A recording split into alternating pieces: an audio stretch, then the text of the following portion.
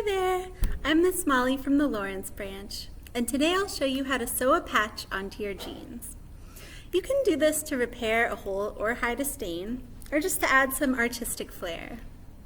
For your patch, you should start with a piece of fabric that's about an inch bigger in each direction than the area you want to cover. I like to use a thick, non-stretchy fabric like denim or felt to patch areas like the knees or inner thighs that get a lot of wear, so the patch will be more durable. If you're just covering a stain or adding design features, you can also use thinner fabrics like cotton. You can upcycle fabrics from old clothes to create patches, but make sure to ask an adult before cutting anything up. The first thing I'll show you is how to use the Japanese technique of Sashiko to embroider designs on your patch. If you'd rather use your fabric as is, you can skip ahead to learn how to attach your patch to your jeans. In Sashiko, a running stitch is used to create geometric designs. You can find lots of inspiration and patterns by searching for Sashiko in the MCL catalog or using a Google image search. Books such as How to Sew Sashiko will show you how to create your own patterns using a grid. Today, I'll show you how to trace a printed or photocopied pattern. You'll need the pattern, your patch fabric, a felt-tipped pen, scissors, straight pins, a chenille needle, which is a sewing needle that's sharp but has a big eye, and embroidery floss or Sashiko thread. You'll also need lightweight fusible web, which can be purchased online or at a fabric store like Joann's. You'll also need an iron and a safe surface to iron on, such as an ironing board or several layers of thick folded fabric. Make sure to ask an adult about this as well if you've never used an iron before. Start by taping your pattern face down to the smooth side of your fusible web. Then flip it over and tape the whole thing down to the table. That way everything will be held nicely in place. Then you can trace over the pattern using your felt-tipped marker. Now plug in your iron to heat up, making sure it's on your safe ironing surface and facing away from you. Place your patch fabric on the ironing surface with the back side facing up. Next, place your fusible web with the traced design on your patch fabric, bumpy side down. Lay another piece of fabric on top and iron. The design should stick to your patch. Turn off your iron for now, but don't put it away just yet. To sew onto your pattern, you should take your embroidery floss or Sashiko thread, measure it about 1 arm's length, and cut.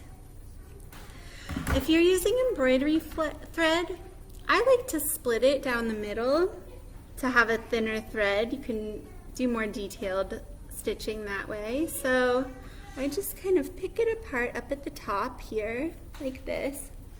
And then I hold both pieces in my fingers like this apart. And I use my thumb and slide it down like this. That's how I separate it. So then embroidery floss comes in 6 strands, so you should have 2 pieces left with 3 strands each. And then you'll thread your needle. It's easiest if you get it a little bit wet, and then just thread it through like this. If you have a needle threader, you could also use that. And then on the other end, just tie a little double knot, and that will keep it from popping through your fabric. All right, so I'll take my patch fabric. I have the design on the back. And I start by going in through the back where my design starts. And I pull my thread through like this, see? So the tail is there. It's easier, instead of flipping your patch back and forth, you can go in like this and right back out. See? I didn't flip it over, I just went in and out at the same time.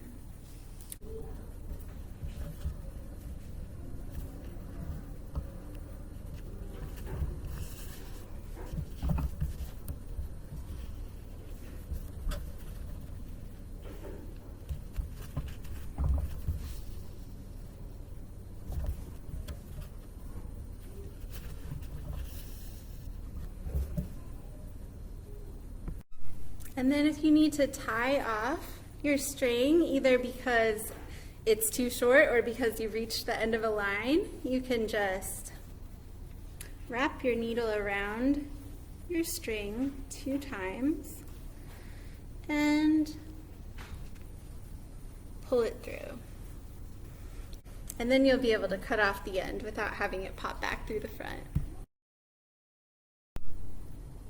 Once you've finished sewing over your design, it's time to use your iron again. So plug that back in, and when it's heated up, fold in each edge of your patch so that the raw edges are folded under, and iron them flat, and that will make it easier to pin to your pants.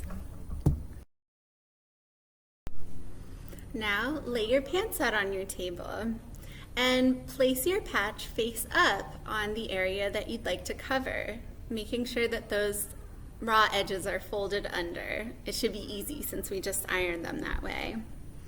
And now go around and pin your patch just to that top layer of the pants fabric.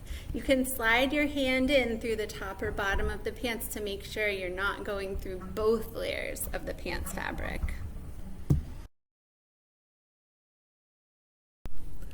Once the patch is pinned in place, thread your needle again, the same way you did for the Sashiko embroidery. Then you can go in through the back of the pants to leave that tail of your string. And you're going to use the blanket stitch to sew the patch onto your jeans. Now we really want to make sure that we don't sew the front and back of the pants together. So make sure you have your hand in there in the middle, making sure that you're only sewing through that top layer and the patch. To do the blanket stitch, you'll sew down into the outside of your pants and then come up through the patch fabric. Wrap your thread around your needle and then pull it tight. This will create a nice border around the outside of the patch, as well as little stitches going toward the center. If you need to add on a new thread, just pull the tail of your existing thread to the back of your pants and tie on a new thread and continue on with the blanket stitch. Sometimes from certain angles, it's easier to first go in through the patch and then come out through the jeans fabric and wrap your thread around the needle then. Either way works fine for the blanket stitch. Once you've sewn all the way around your patch, you can tie the 2 ends together.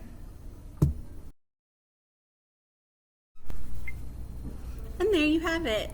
Your patch is finished.